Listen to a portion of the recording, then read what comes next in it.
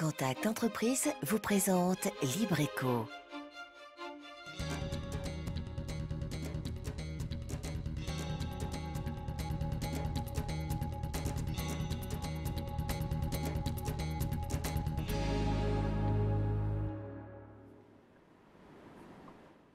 Salut à tous, c'est Libreco. Comme chaque mercredi, on se retrouve pour découvrir une entreprise de Lille, aller à la rencontre de ceux et celles qui la font vivre.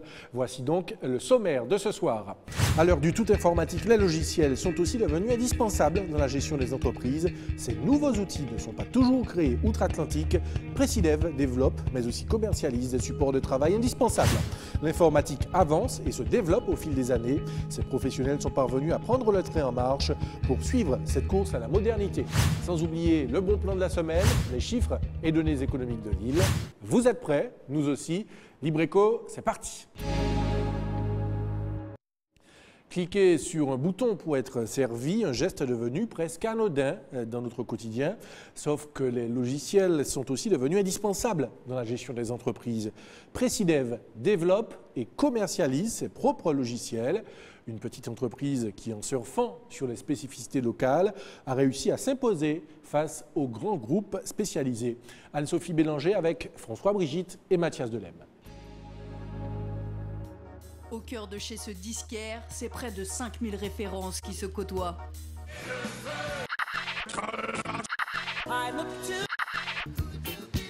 Une diversité qui fait la richesse de ce magasin, mais aussi un sacré casse-tête à l'heure de l'inventaire. Pourtant aujourd'hui, cet outil permet de faciliter cette tâche ingrate. Les articles sont scannés, puis renvoyés sur le secteur central grâce à un système Wi-Fi. Un gain de temps considérable pour ce commerçant.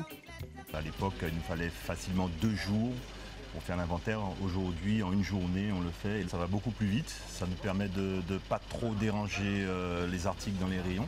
Cet outil fonctionne grâce à un logiciel et sa particularité, c'est qu'il a été conçu ici, à Ducos, par Presidev. La société est spécialisée depuis 15 ans dans le développement d'applications de gestion d'entreprise.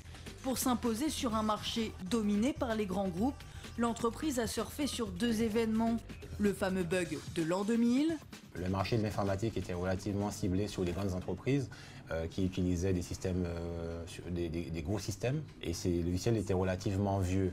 Le système ne pouvait pas passer ce cap de l'an 2000. Donc nous avons proposé à ce moment-là à ces clients des solutions beaucoup plus adaptées. Mais aussi le passage à l'euro. Il a fallu donc refondre les systèmes et nous avons profité aussi de cette occasion pour faire connaître nos produits. Des produits qui ont aujourd'hui acquis leur réputation. La force de cette PME, c'est de proposer des logiciels adaptés aux spécificités locales. Ce commercial, par exemple, passe ses journées en commune. Aujourd'hui, grâce au logiciel commercial que Presidev a développé, il peut passer ses commandes à distance. Ta commande est validée. Okay. Et tu la recevras mercredi dans la matinée. Mais c'est surtout dans sa maison mère que Presidev a fait la différence. Fret, octroi de mer, le problème avec les logiciels informatiques, c'est qu'ils ne sont pas toujours adaptés.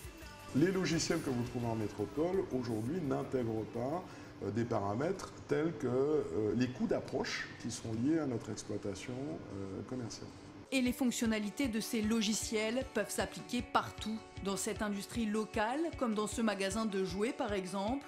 Pour se développer, Presidev a en effet misé sur un tronc commun pour tous ses clients, mais il y a ajouté des modules qui s'adaptent parfaitement aux spécificités de chaque branche d'activité. Il ne faut pas oublier qu'on est sur le marché des DOM est relativement limité en nombre de clients potentiels, donc on va essayer de rattacher l'ensemble des clients à un projet global, plutôt que de vouloir faire du spécifique justement. Et puis surtout, ça nous permet, pour les mises à jour futures, d'avoir un système globalisé de mise à jour. Des mises à jour car le produit est évolutif et il a surtout évolué en fonction des demandes des clients. Aujourd'hui, le responsable de ce magasin est force de proposition. Nous recevons régulièrement des demandes de ce type, par rapport à nos clients qui utilisent tous les jours les applications, donc ils sont plus au fait des petits manques et des choses qu'on pourrait améliorer. Cette adaptation et cette réactivité, c'est aussi l'avantage d'avoir un interlocuteur local.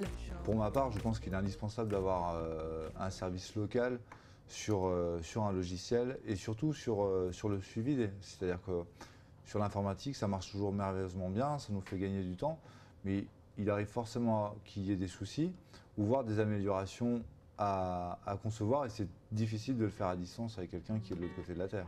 Mais c'est surtout grâce à cette logique de prestation que Precidev arrive à survivre sur le marché. Precidev n'aurait pas pu, je dirais, survivre uniquement avec de la vente de logiciels. Et d'ailleurs, c'est ce qui s'est passé avec nos concurrents qui ne sont plus quelquefois dans la course. Donc il a fallu qu'on invente un système, qu'on mette en place un système où on peut proposer des contrats à nos clients, ce qui nous permet d'avoir un fonds de roulement sans être pour cela forcé de vendre des applications à tout va. Innover pour pallier aux contraintes liées à l'insularité ou encore comment avec des grandes idées on peut finalement s'imposer sur un marché déclaré trop vite, trop petit. Et pour aller plus loin avec nous en plateau, monsieur Alain Savy, le gérant de Precidev, bonsoir. Bonsoir. Et merci d'être avec nous. Alors Precidev qui a déjà 15 ans, comment cette société a pu maintenir le cap au fil de toutes ces années pour être là encore aujourd'hui? Eh bien, en fait, nous avons réussi à... Nous avons continué à proposer à nos clients des outils adaptés.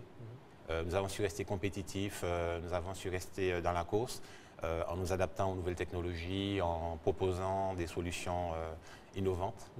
Et nous avons continué à proposer un service de qualité à nos clients et nous avons su rester aussi proches de nos clients. Alors, on va évoquer cette proximité tout à l'heure. Vous parliez d'outils adaptés. Est-ce à dire que les logiciels que vous proposez ont des spécificités par rapport à ceux qui viennent d'ailleurs? Ah oui, tout à fait. En fait, déjà au niveau de l'éloignement avec l'Hexagone, mais cela implique nécessairement des relations fournisseurs spécifiques qui font intervenir des notions comme les délais d'approvisionnement, comme l'organisation des commandes. Les taxes locales peut-être, l'octroi de mer, la gestion des transitaires, les calculs de coûts de revient, qui sont des besoins réels des chefs d'entreprise. Donc ce sont des données qui sont intégrées au logiciel, lorsque vous les vendez en tout cas. Tout à fait. Dès la conception du logiciel jusqu'à la réalisation, nous prenons en compte ces éléments et nous faisons en sorte que ça soit entièrement, pleinement intégré dans l'applicatif utilisé au final par nos clients. Alors, on le sait, la technologie évolue tous les jours. Je suppose que pour les logiciels, c'est le cas. Oui. Comment vous faites pour rester justement à la pointe de cette évolution? Eh bien, il faut être suffisamment intuitif pour accompagner les évolutions technologiques plutôt que de les subir. Donc, voilà, donc nous remettons en question par la formation et par d'autres engagements à continuer dans cette voie-là. Et est-ce que les clients contribuent aussi à cette évolution? Est-ce que vous avez des retours, des informations qui vous permettent peut-être d'améliorer vos logiciels? Tout à fait. Depuis toutes ces années, nous avons gardé des relations relativement régulières avec nos clients qui font que par leurs remarques, par leurs idées, nous font des propositions en permanence. Et nous évaluons ces idées, nous décidons ou pas de les mettre en œuvre s'il y a une utilité pour la majorité de nos clients. D'accord, donc très clairement, vous m'avez vendu un logiciel, je l'utilise. Au bout de quelques mois, je vous dis, bon, mais ce serait bien d'intégrer cette donnée ou telle autre. Ça veut dire que vous la prenez en compte et pour un prochain logiciel, elle peut être proposée, cette donnée? C'est exactement ça. Et ce que recherchent aussi d'ailleurs nos clients, c'est de pouvoir avoir leur avis en fait sur les évolutions de ces logiciels. Alors bien entendu, nous ne faisons pas de développement spécifique de A à Z avec des cahiers des charges, comme le font souvent nos concurrents ici, mais nous adaptons ça dans un système global avec des outils qui pourront être réutilisés chez d'autres clients. D'accord, vous ne pouvez pas proposer un logiciel pour chaque client, évidemment. Bien entendu. Alors, on a dit que la technologie évoluait, mais elle évolue aussi pour, entre guillemets, les pirates informatiques. Quand j'achète un logiciel chez vous, qu'est-ce qui me permet d'être protégé d'éventuelles attaques de la part de pirates informatiques? Alors, vous avez deux aspects dans l'informatisation d'une société. Vous avez la partie purement logicielle, qui est donc l'outil de travail de l'entreprise, et vous avez donc une partie gérée par la sécurité du réseau informatique de l'entreprise, et qui n'est pas prise en charge par le logiciel lui-même, mais qui est prise en charge par le prestataire qui s'occupe de cette partie sécurité qui est extrêmement importante au niveau des entreprises. Alors, est-ce à dire qu'à côté de ça, il y a quand même un accompagnement? Parce que vous vendez le logiciel, ok, mais qu'est-ce qui se passe après? Est-ce que vous laissez les clients avec le logiciel ou vous êtes là, il y a une véritable démarche d'accompagnement? Alors oui, mais l'accompagnement commence... délai? Jusqu'où va cet accompagnement? L'accompagnement commence en fait dès le départ. Au niveau de la présentation de nos logiciels, nous allons déjà au départ vérifier que nous vendons des solutions qui soient adaptées à l'entreprise. Okay. Donc, nous avons une écoute du chef d'entreprise par rapport à ses besoins et nous devons nous assurer que ce que nous proposons apportera une plus-value et apportera quelque chose de plus à l'entreprise. Ensuite, nous faisons donc la mise en place de nos logiciels et ensuite, nous avons bien entendu toute la partie assistance qui est extrêmement importante. Donc, assistance dans la proximité. Nous sommes très proches aussi de nos clients au niveau géographique, mais au niveau relationnel.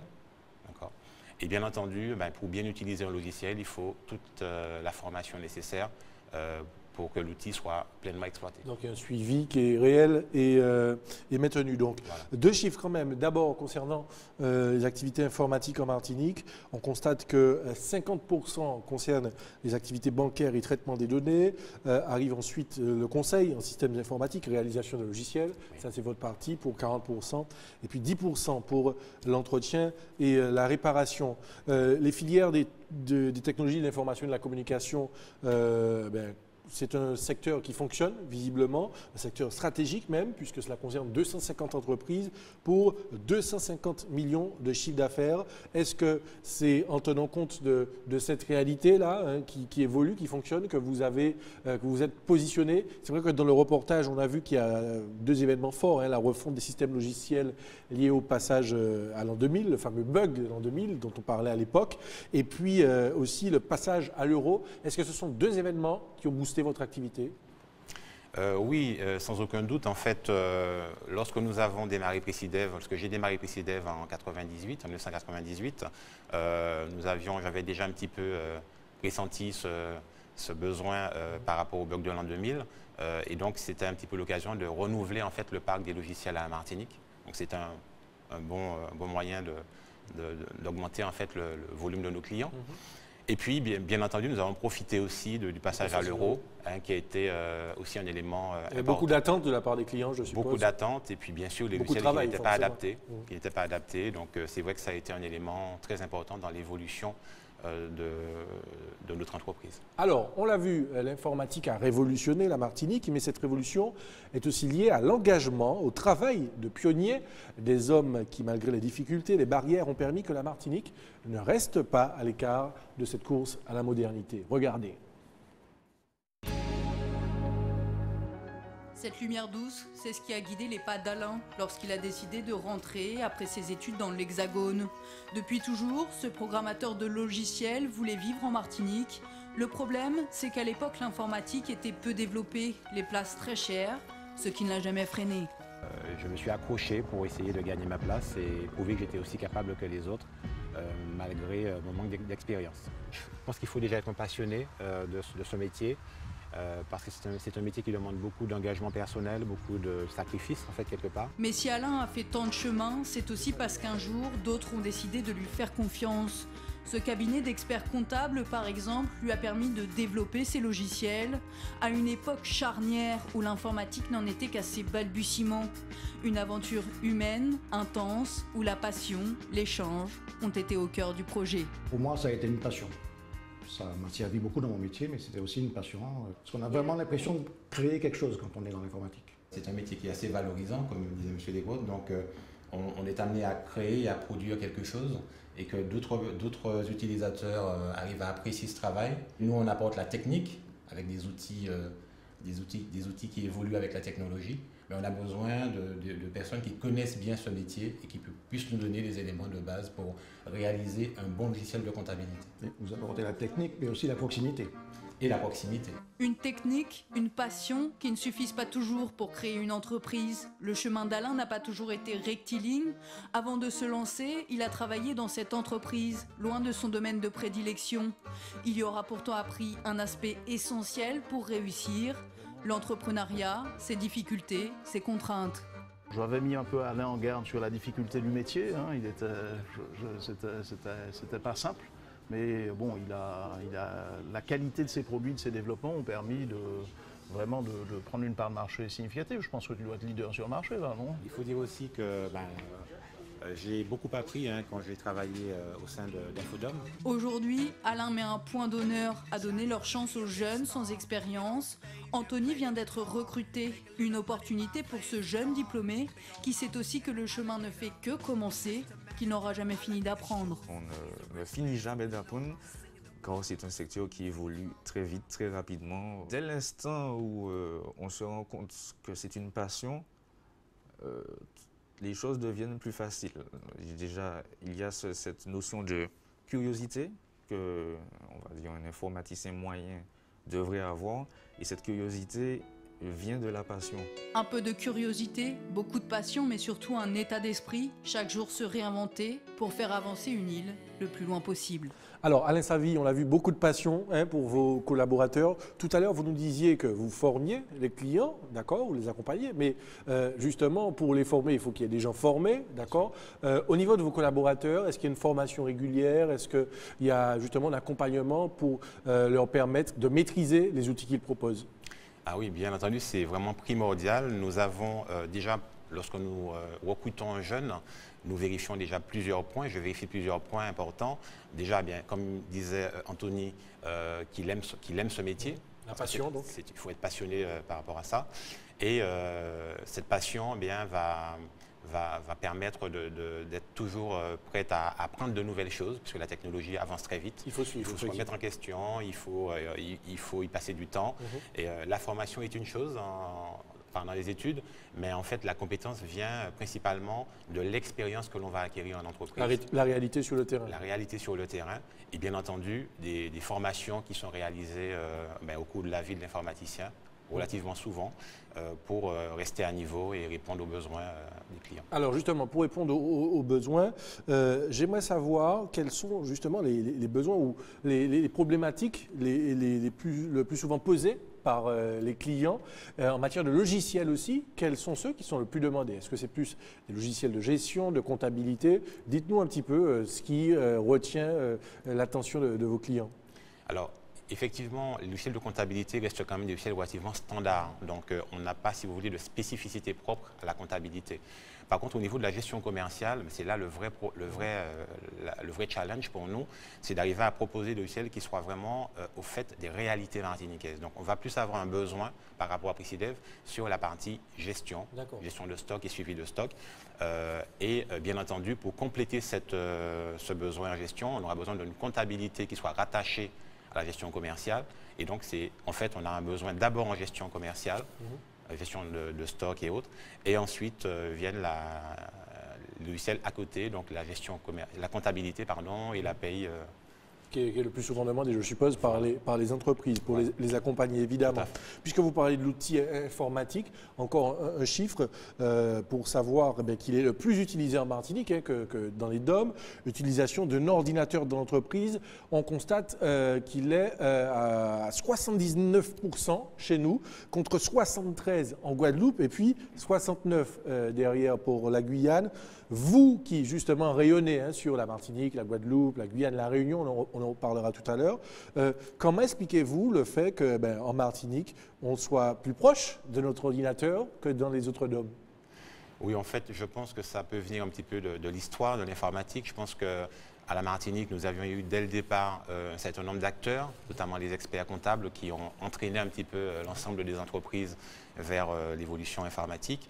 Mais bon, c'est vrai que la marge n'est pas non plus extrêmement importante entre les deux îles. Donc je pense que le retard va être, à mon avis, rattrapé par les autres DOM qui avancent en ce sens, à mon avis. Grâce aux acteurs comme vous, d'ailleurs, qui évoluent dans le domaine. Vous restez avec nous, on vous retrouve tout à l'heure, comme chaque mercredi, décryptage d'une donnée économique qui nous concerne dans notre quotidien. C'est le chiffre de la semaine dans Libreco. 1 milliard de dollars, c'est le coût du principal chantier en cours à Cuba. L'élargissement du port de Mariel, à 40 km de la Havane et à 160 km de la Floride. Ce chantier projette Cuba dans l'après-embargo en faisant le pari d'une normalisation prochaine de ses relations avec les États-Unis. Le but des autorités cubaines est de mettre Mariel en capacité d'accueillir les porte-conteneurs qui traverseront le canal de Panama après son élargissement également en cours. Avec une ambition clairement affichée, faire du nouveau terminal une plateforme du commerce entre la région Pacifique et les États-Unis. En quoi sommes-nous concernés ? L'exemple cubain qui n'est pas isolé montre que toute la région est en train de se préparer à la nouvelle donne induite par la transformation du canal de Panama. La Martinique, à une échelle moindre, essaye également de prendre ce tournant. 60 millions de travaux seront engagés sur la plateforme de la Pointe des Grives pour faire de notre port une destination de transbordement reconnue des compagnies maritimes marchandes. Mais ce pari martiniquais, vital pour notre développement économique, ne pourra être gagné si notre port continue à faire l'objet de blocages à répétition irrationnels de la part des uns et des autres. Il est urgent que tous nous en prenions conscience. Allez, tout à fait autre chose maintenant, découverte d'un concept innovant, rencontre avec un porteur de projet, c'est le bon plan de la semaine. Vous faites partie des 35 000 personnes actuellement au chômage en Martinique et vous vivez la galère quotidiennement en vous débrouillant avec un faible pouvoir d'achat face à des prix injustement élevés qui ne cessent d'augmenter. Le chômage est effectivement un fléau, mais pas une fatalité. Une initiative locale vient le démontrer.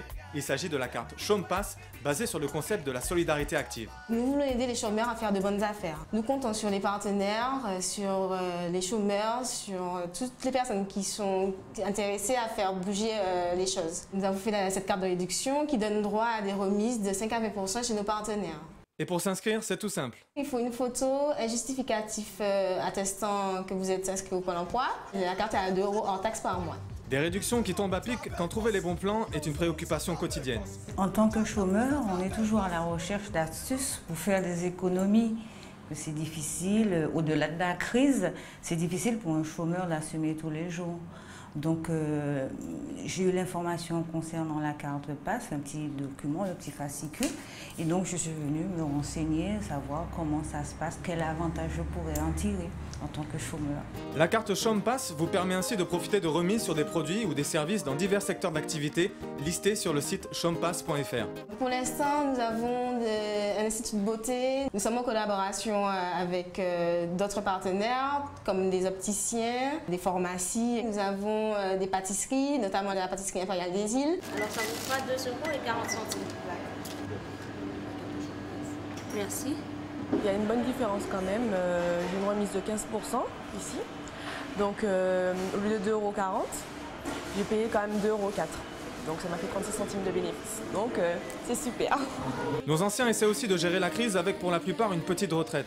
Avec le même concept que Chôme Pass, Multiboost Caraïbes a conçu pour eux la carte Senior Pass. C'est un petit peu le même principe de solidarité active puisque ce sont nos aînés et qu'ils existent, surtout qu'en Martinique, il y a près de 100 000 seniors. Donc nous sommes une société dite vieillissante.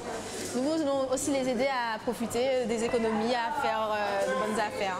Puisqu'ils touchent moins que quand ils étaient en activité professionnelle, donc souvent la retraite est maigre et nous voulons les aider, tout comme les chômeurs. Une idée généreuse qui séduit autant le public visé que les partenaires. Je trouve que c'est très humain ce qu'il a fait, Dr Massine. Si tout le monde adhérait, on n'en serait pas là aujourd'hui.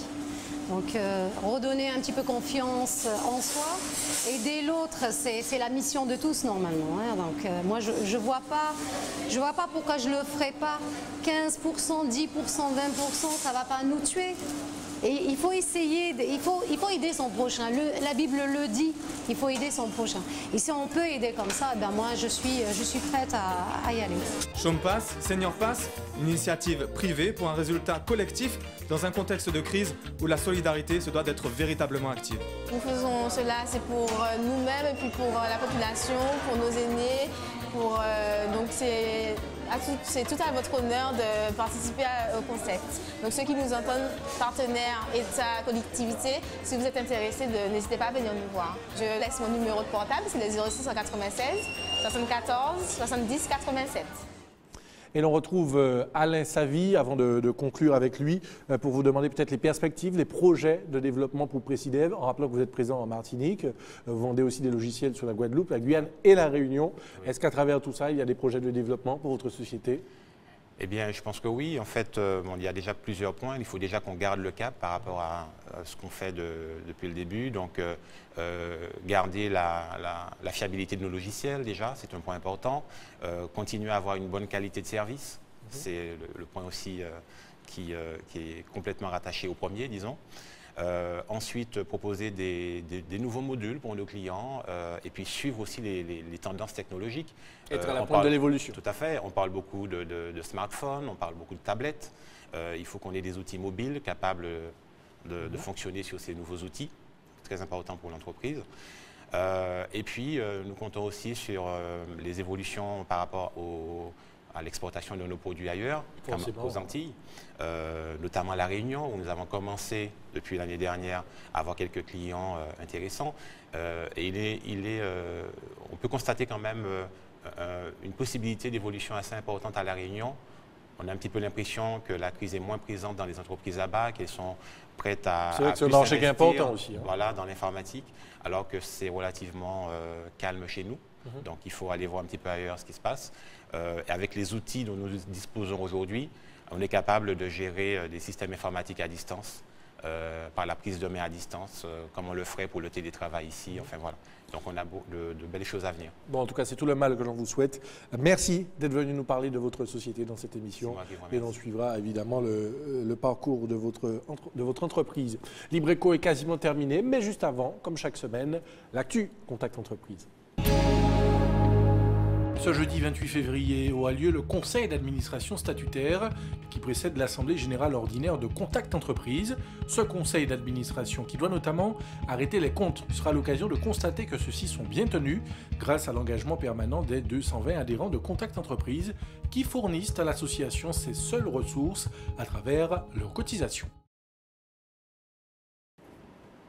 Voilà, en espérant que vous avez pris bonne note, Libreco est maintenant terminé. On se retrouve la semaine prochaine, même heure, même antenne. Bonne soirée.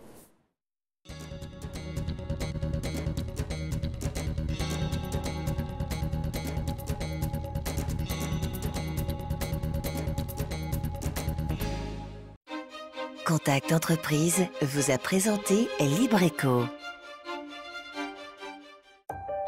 Retrouvez cette émission dès maintenant et pendant 7 jours sur atv.mq.